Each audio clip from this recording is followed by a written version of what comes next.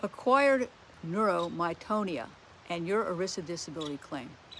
Acquired neuromyotonia is an inflammatory disorder that's caused by abnormal nerve impulses from the peripheral nerves that will cause continuous muscle fiber activity.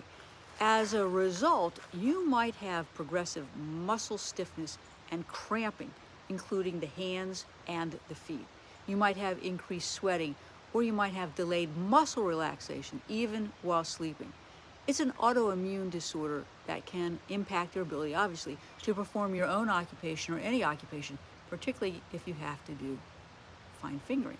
You might have problems with the stiffness, you might have problems with balance, walking, you might even have visual issues.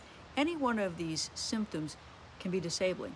And these symptoms are somewhat similar to those of ALS, or neurodegenerative brain iron accumulation, NBIA, or hereditary spastic paraplegia, or even stiff person syndrome. You may recall that Dion has been diagnosed with SPS. Now, what's important here is that the disability carrier is looking for objective findings in the medical records to establish the diagnosis and your restrictions and limitations. So your records are key. They're going to be looking for an objective basis for the acquired neuromytonia diagnosis. And it's based on physical exam findings and the observation of your physician of the continuous muscle contraction, tics, and muscle cramps. The carrier will also be looking for confirmation by EMG and blood testing for immunological diseases, and they'll also be looking for the presence of anti-VGKC.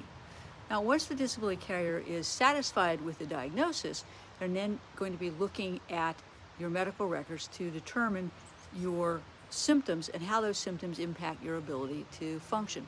It's again crucial that you understand the definition of occupation, because you have to prove that your symptoms prevent you from doing your occupation, whatever that occupation might be.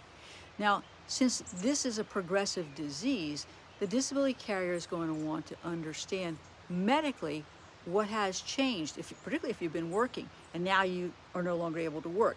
They want to see what's changed in your symptoms or your physical exam findings. So you should be documenting the increased cramping, stiffening, and difficulty using your hands. You should be documenting your difficulty with involuntary movements, and you should be documenting diminished gross movement. I think a good way to do that are photos and videos.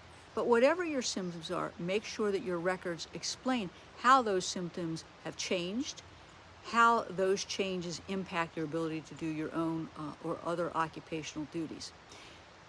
Also, the medical records should be speaking to your treatment, because you have an obligation to get medical treatment under the terms of your policy that's appropriate and reasonable. The carrier will want to understand how the anti-convulsant drugs impact these abnormal impulses and the recurrence of your symptoms. So you need to make sure that your records are speaking to all of this. What should you do if your claim has been denied or terminated?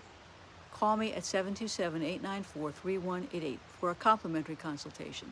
727-894-3188. Don't let the disability carrier rob you of your peace of mind and your financial security.